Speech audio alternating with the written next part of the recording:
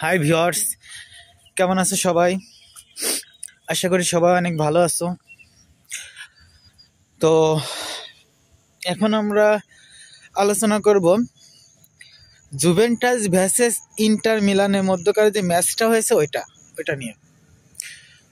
তো Juventus versus inter মিলানের মধ্যকার ম্যাচটায় ইন্টার মিলান 3-0 গোলে পরাজিত হয়েছে। মানে জুভেন্টাস 3-0 গোলে জয়লাভ করছে ইন্টার মিলানের সাথে।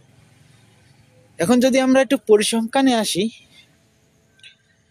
জুভেন্টাসের থেকে কিন্তু বর্তমান পরিস্থিতিতে ইন্টার মিলান অনেক অনেক বেশি শক্তিশালী। আমরা জানি জুভেন্টাস একটা সময় শক্তিশালী ছিল, যখন তাদের ভালো ভালো প্লেয়ার ছিল, কাভানি ছিল, তারপর রোনাল্ডো ছিল, তারপর দিবালা ছিল। কিন্তু ইন্টার মিলান টিমটা ভালো টিম, একেবারে খারাপ না। কিন্তু জুভেন্টাস 3-0 গোলে জয়লাভ করবে, আসলে এটা খুবই অস্বাভাবিক মনে হলো আমার কাছে। তার জন্য ভিডিওটা করা। কিন্তু যাই হোক, আর জুভেন্টাসে যদি আমরা এখন যাই, জুভেন্টাসে তারপর ইন্টার মিলানে কিন্তু মার্টিনেজ আসছে, ভালো ভালো খুব ভালো ভালো প্লেয়ার আছে ইন্টার মিলানে। সব মিলে যদি সেরি এতে আমরা দেখি, নাপোলি পরে inter Milan, AC Milan, Juventus এরা আসছে টপ লেভেলে আছে।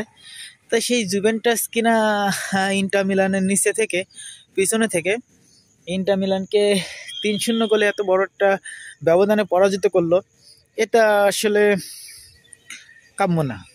কারণ এটা আসলে আমরা কল্পনাও করি নাই এই জিনিসটা, যে জুভেন্টাস ইন্টার মিলানের মতো একটা টিমকে 3-0 গোলে উড়িয়ে দেবে।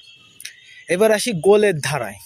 ফার্স্টে খেলায় নেমেই 1 মিনিটের মাথায় কিন্তু জুভেন্টাস একটা গোল দিয়ে দেয়, ইন্টার মিলান একটা গোল খায়। এরপরে ফার্স্ট হাফে লাস্টের দিকে 45 minute plus loss time 2 minute, ওখানে ওই 1 মিনিটে ওই সময় একটা গোল দেয়। মানে ফার্স্ট হাফটা শেষ করে তারা 2-0 গোলে শেষ করে ফার্স্ট হাফ জুভেন্টাস। এরপর সেকেন্ড হাফে আর কোনো গোল হয় না, লাস্টে যায় 89 মিনিটে মাথায় যায় জুভেন্টাস 3 নম্বর গোলটা করে, যার ফলে 3-0 ব্যবধানে জুভেন্টাসের জয়লাভ হয় আর ইন্টার মিলানের পরাজয়। তো ইন্টার মিলানে এই পরাজয় দিয়ে জুভেন্টাস জানান দিল যে আমরা এখনো ফুরিয়ে যাই নাই। ইন্টার মিলানকে 3-0 গোলে পরাজিত করার ফলে জুভেন্টাস সেটা লিড নিল যে আমরা এখনো ফুরিয়ে যাই নাই, আমরা এখনো আসি, আমরা এখনো চ্যাম্পিয়ন্স লিগ জেতার ক্ষমতা আমাদের আছে, সেরি এ জেতার ক্ষমতা আছে, আমরা একেবারে নার্ভাস হয়ে যাই নাই। তো যাই হোক, আমারও ভালো লাগলো অনেকদিন পর জুভেন্টাসকে এরকম একটা বড় জয় পাইতে, তাও বড় টিমের বিরুদ্ধে, এটা দেখে আমারও খুব ভালো লাগছে।